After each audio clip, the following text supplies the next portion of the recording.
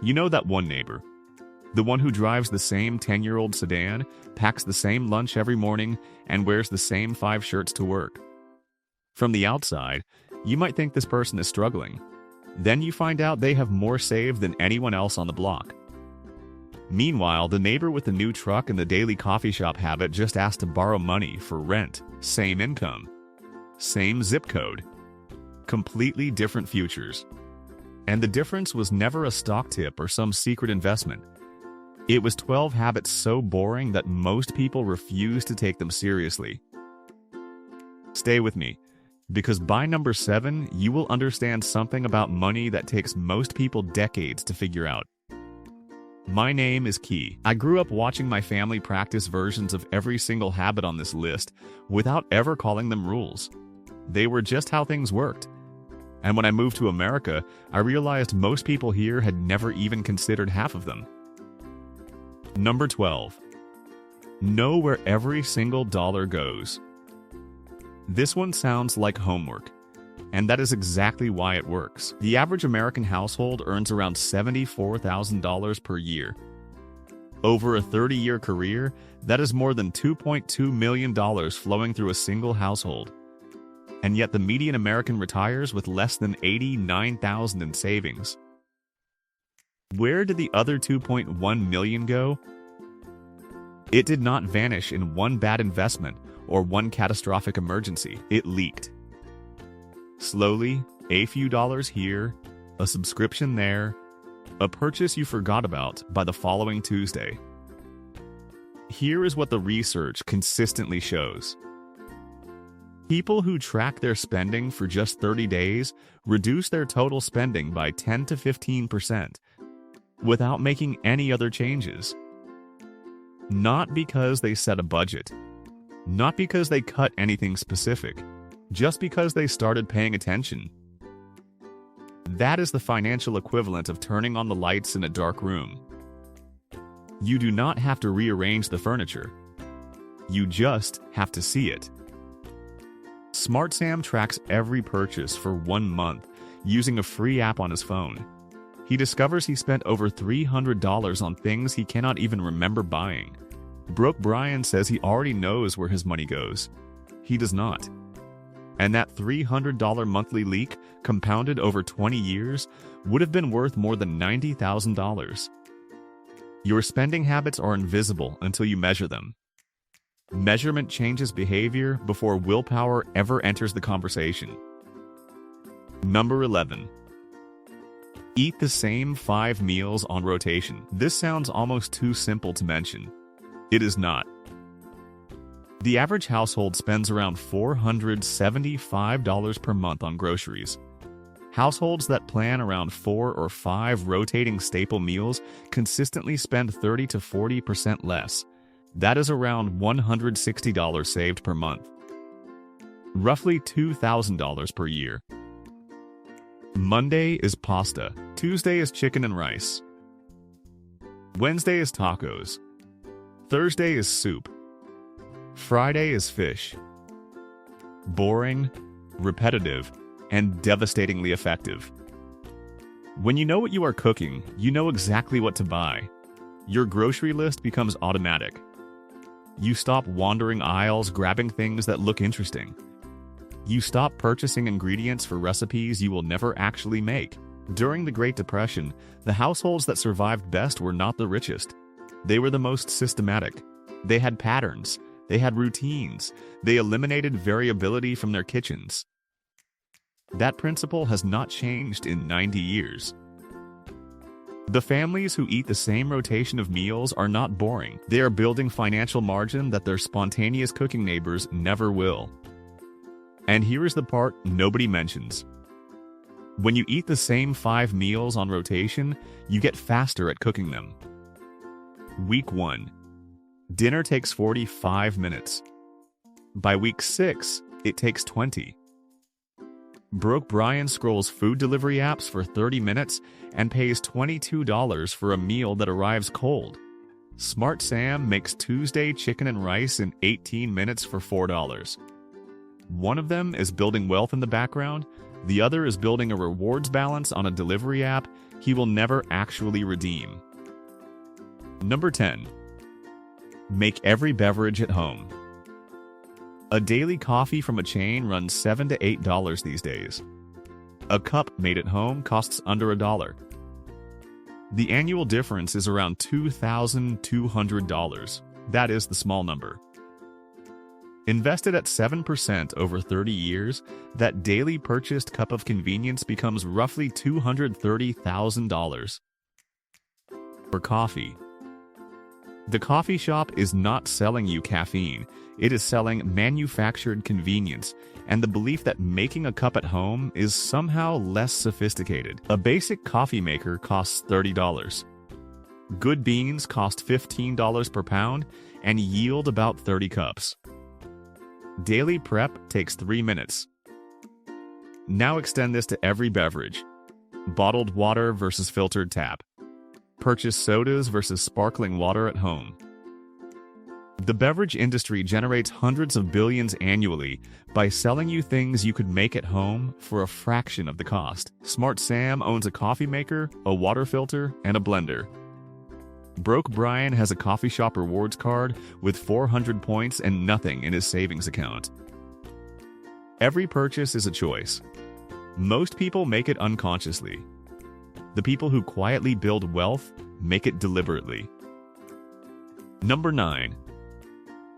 Take care of what you already own. This one does not show up in most personal finance advice, but it might be the most underrated wealth habit on this list.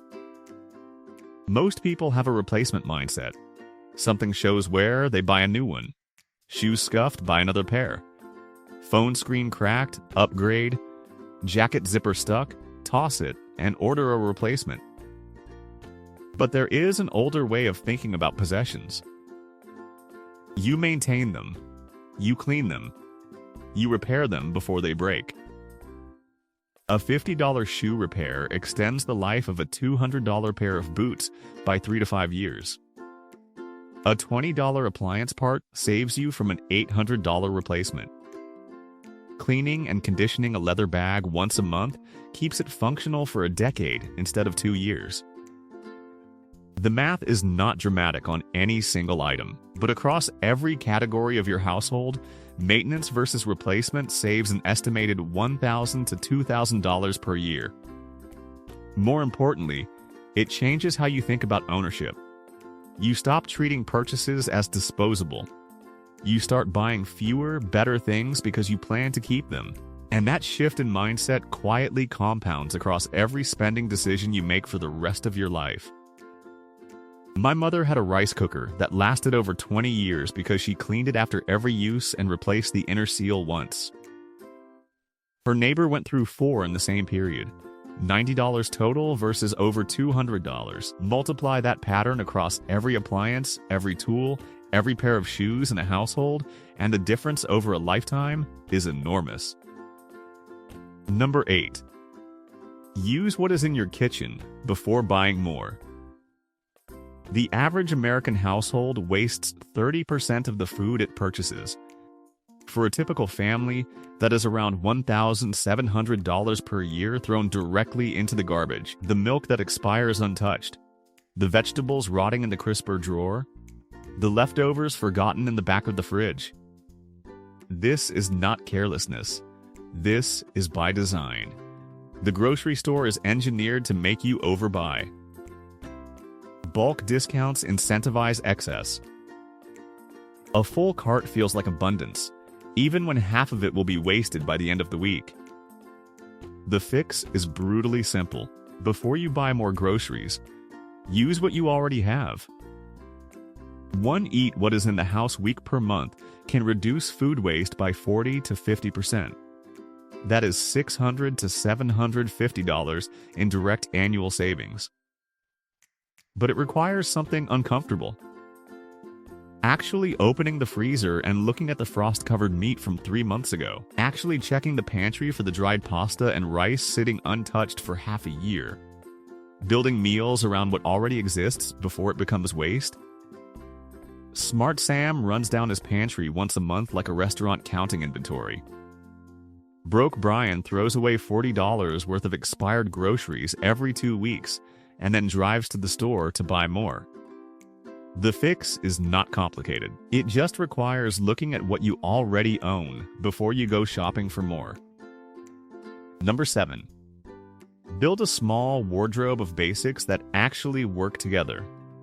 The average American spends around $1,800 per year on clothing.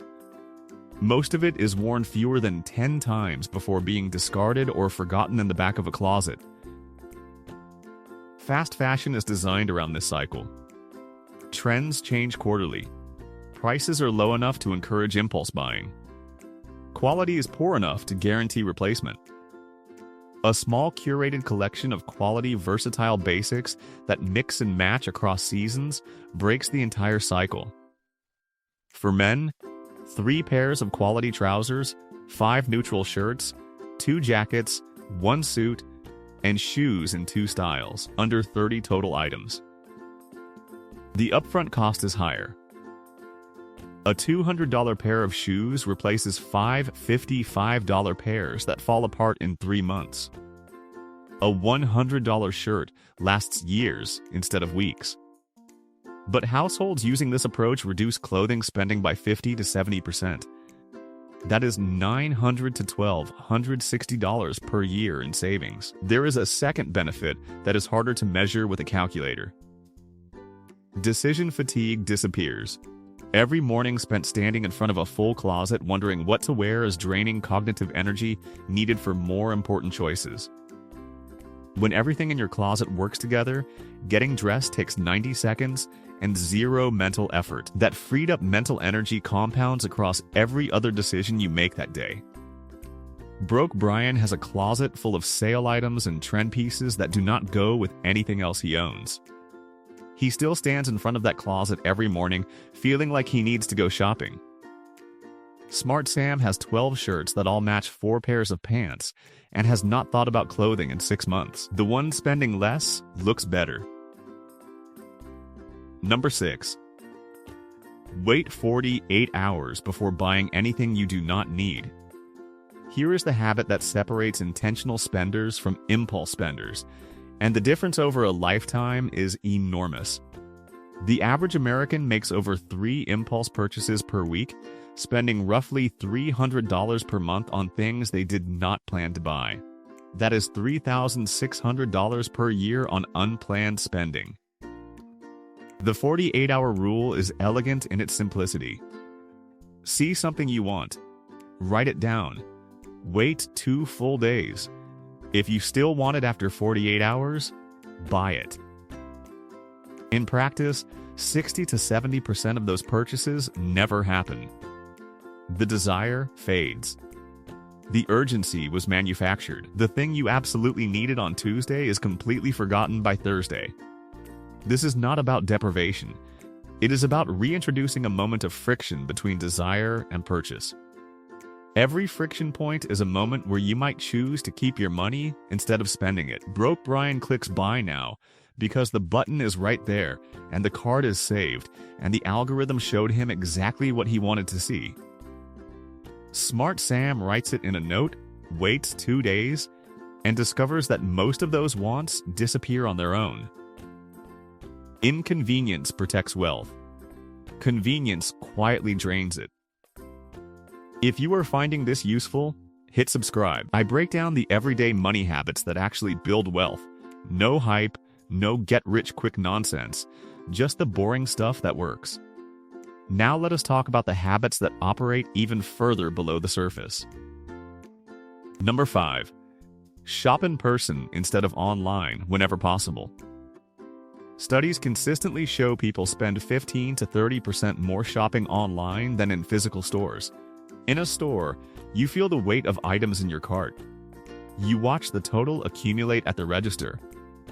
These friction points create natural pause moments where you reconsider purchases. Online, that friction is completely eliminated. 1 click. Saved card details. Algorithm-driven recommendations showing you things you did not know you wanted. 5 seconds ago. Free shipping thresholds that make you add a $20 item to avoid paying $6 in delivery fees. The entire experience is engineered to make purchasing effortless. The solution is to reintroduce friction deliberately. Shop in person when possible. Delete saved payment information from websites. Remove shopping apps from your phone. Every friction point you add is a layer of protection between your bank account and the platform designed to empty it. Smart Sam drives to the store with a list and comes home with exactly what he needed. Broke Brian opens his front door every evening to find 3 more packages he barely remembers ordering. Number 4. Cancel the subscriptions you forgot you were paying for. The average American spends over $200 per month on subscriptions. Streaming services, app memberships, fitness platforms, software tools. Most people underestimate their subscription spending by 40 to 60%. Here is the trap. These services are designed around auto-renewal. They make signing up effortless and canceling deliberately inconvenient. The $20 monthly charge is small enough that you never consciously decide to keep paying it. You just never decide to stop. And $20 per month for a service you use twice a year is $240 per year for something that provides almost zero value. Run an audit. Pull up your bank and credit card statements from the last 3 months. Highlight every recurring charge. Ask yourself one question for each one. Did I use this in the last 30 days? If the answer is no, cancel it today, not next month. Today, because next month you will forget again, and that is exactly what the company is counting on. Number 3. Pack your own food for work and travel and every outing in between. A purchased lunch costs $12 to $18. A packed meal costs $3 to $5. 5 purchased lunches per week adds up to $3,120 to $4,680 per year on midday meals alone. Bring lunch from home, and that drops to $700 to $1,300. The gap is around $2,000 to $3,300 every single year. Over a 25-year career invested and compounded, that lunch gap alone becomes roughly $186,000. But this does not stop at the workplace. Airports, theme parks, road trips. Everywhere you go, food purchased outside the home carries a 200 to 400% markup. 15 minutes the night before a trip, sandwiches made, snacks packed, water bottles filled saves $50 to $100 every travel day. Somewhere along the way, packing your own food became associated with not having money. Buying food out became associated with success. Smart Sam packs a lunch and invests the difference. Broke Brian buys a $16 salad every day and wonders why his savings account has not moved in 3 years. That perception is manufactured, and it is expensive. Number 2. Borrow, share, and use free resources before buying anything new. This one runs directly against every consumer instinct Americans are trained to follow. You need a book. You buy it. You want to watch a film. You subscribe to the platform. You have a home project. You buy the tool. But what if the default was reversed? What if the first question was always whether you could access it for free before you paid for it? The public library is the most underused financial tool in America. Books, audiobooks, films, music, digital magazines, even museum passes in some cities. All free. The average reader who buys 15 to 20 books per year spends $250 to $400. The library reader spends $0. Extend this further. Tool libraries exist in over 100 American cities. Need a power drill for one weekend project? Borrow it instead of spending $150 on one you will use twice. Need a camping tent for a single trip? Ask a friend before ordering one online. Need formal wear for one event? Borrow or rent instead of buying. The cost per use calculation changes everything. A $300 tent used once costs $300 per use. The same tent borrowed costs $0. Smart Sam checks whether he can borrow, rent, or access it free before he ever opens his wallet. Broke Brian buys everything new, uses it once, and stores it in the garage next to the other things he bought and used once. The question is not, can I afford to buy this? The question is, do I need to own this, or do I just need to use it once? That single shift in thinking saves hundreds of dollars per year. Number 1. Drive a boring car. The average new car payment hit $770 per month in early 2026. That is $9,240 per year for a vehicle that loses roughly 25 to 30% of its value in year 1 alone. You finance $44,000. By your 12th payment, the car is worth around $31,000. That is not a purchase. That is a transfer of your wealth to someone else. A reliable used vehicle, a Toyota, a Honda, something 5 to 7 years old, has already absorbed that depreciation curve. Insurance is cheaper. Registration is cheaper. Repair costs on proven models are predictable and manageable.